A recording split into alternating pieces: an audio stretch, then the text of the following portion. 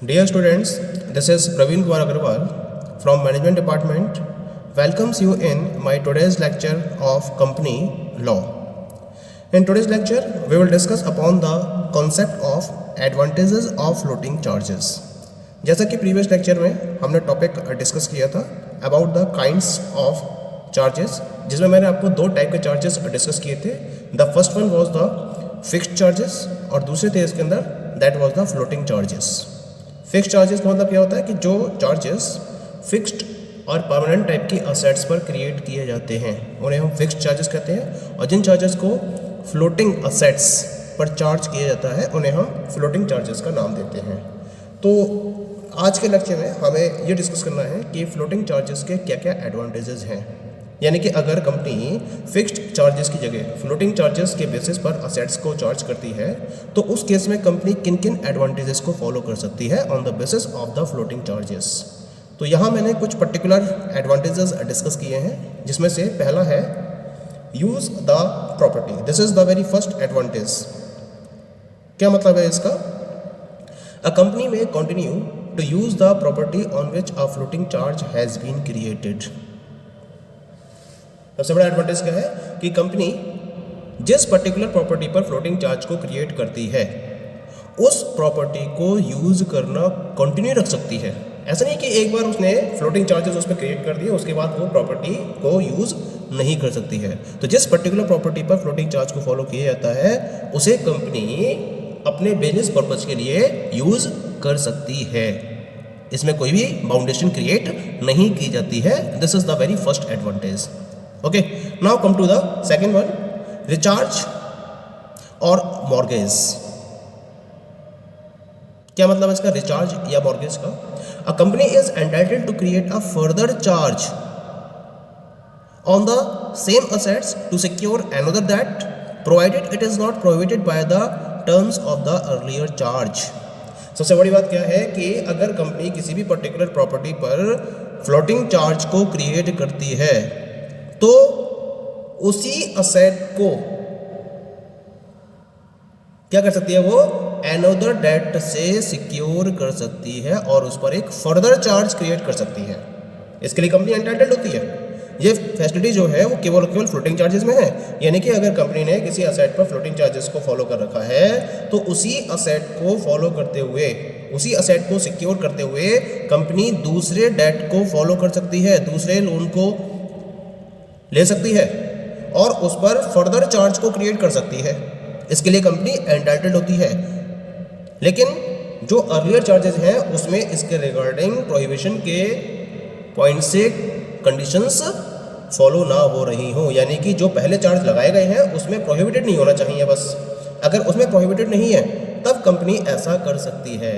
लेकिन एक पॉइंट और है इसके अंदर कि अगर कंपनी फर्दर चार्जेस को फॉलो करती है तो इन सारे चार्जेस की जो भी लिस्ट है, जो इन्फॉर्मेशन है, उसको रजिस्ट्रार के पास रजिस्टर्ड करानी जरूरी है. यानी कि खुद का एक रजिस्टर बनाती है कंपनी, उसमें उस चार्ज को नोट करती है और उसके साथ साथ जो भी फर्दर चार्जेस क्रिएट किए जा रहे हैं एक ही प्रॉपर्टी पर उनके रिगार्डिंग जो इन्फॉर्मेशन है वो रजिस्ट्रार के पास भी रजिस्टर्ड करानी जरूरी होती है. ओके, सेकेंड के बाद next third advantage is fixed charge after floating charge. क्या मतलब है इसका? Fix charge after floating charge का a company may not only create further floating charges on the assets already charge but can also create fix charge on the same asset. यानी कि जिस particular property पर उसने further floating charges को create किया है ऐसा तो कंपनी कर सकती है, लेकिन इसके साथ साथ सेम असेट पर कंपनी फिक्स चार्ज को भी क्रिएट कर सकती है. ये भी एडवांटेज रहता है फ्लोटिंग चार्जेस के अंदर. यानी कि एक प्रॉपर्टी पर आप जितनी बार चाहो चार्जेस को फर्दर वे में क्रिएट कर सकते हो, लेकिन इसके साथ साथ अगर आप चाहो तो उसी प्रॉपर्टी पर आप फिक्स चार्ज को भी क्रिएट कर सकते हो. ये भी एक एडवांटेज रहता है फ्लोटिंग चार्जेस का. Okay, and the last one is that is sale, transfer और lease the property. It means that the company is authorised by its memorandum that it can sell, transfer और lease the property in the ordinary course of business. यानी कि ordinary course of business में कोई भी company अपने property को जिस पर फ्लोटिंग चार्जेस को फॉलो किया गया है उस प्रॉपर्टी को सेल करने के लिए, ट्रांसफ़र करने के लिए और लीज पर देने के लिए फ्री होती है।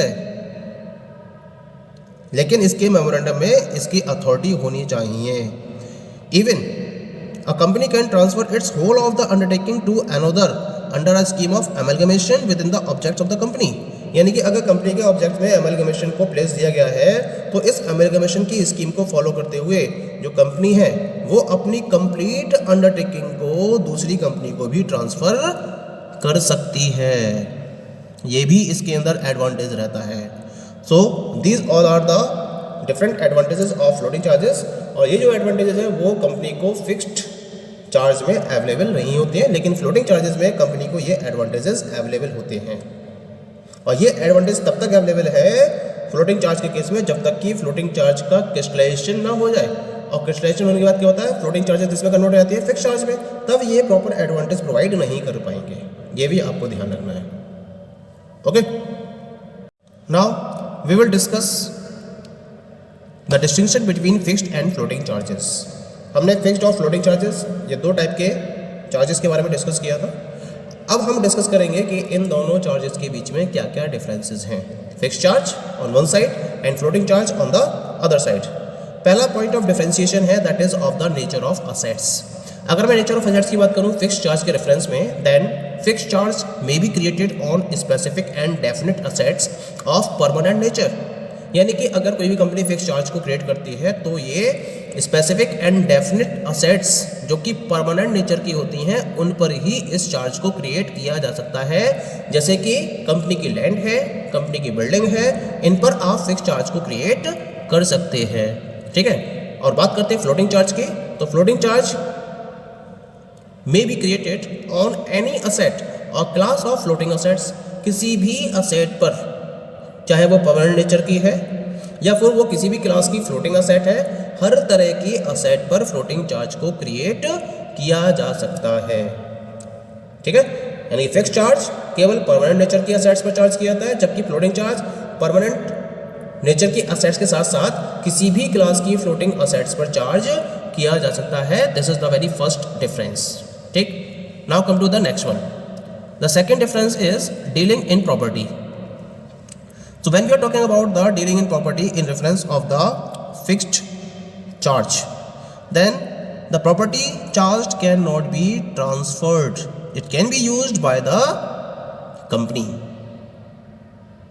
यानी कि जो प्रॉपर्टी चार्ज की जाती है उस प्रॉपर्टी को कंपनी के पॉइंट ऑफ व्यू से कभी भी ट्रांसफ़र नहीं किया जाता है।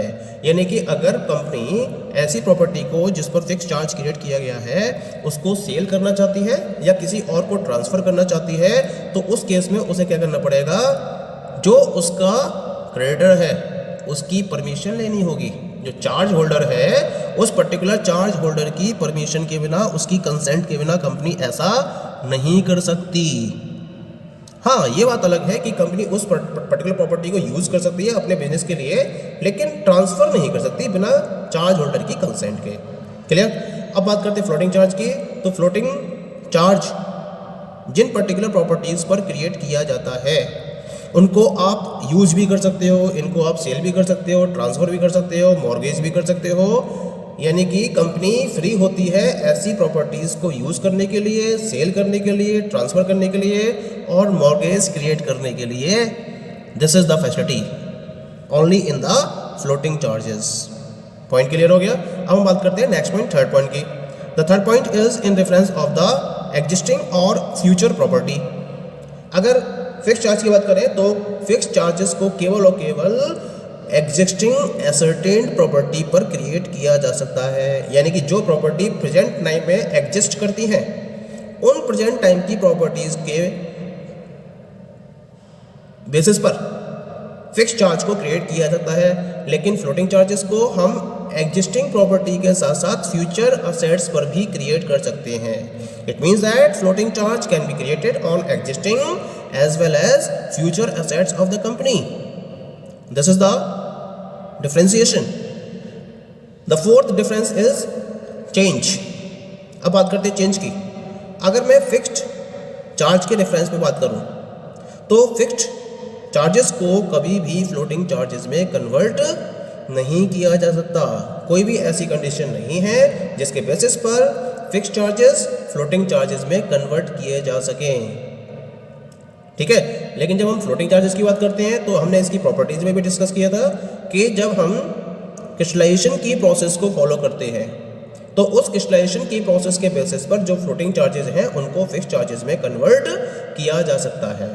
It means that when floating charges are crystallized then it become a fixed charge। Difference clear हो गया? यानी कि फिक्स्ड चार्ज फ्लोटिंग चार्जेस में कन्वर्ट नहीं किए जा सकते, लेकिन फ्लोटिंग चार्जेस फिक्स्ड चार्ज में कन्वर्ट किए जा सकते हैं। Point is clear? Now we come to the next point of differentiation and this is the effect. Effect का मतलब क्या है?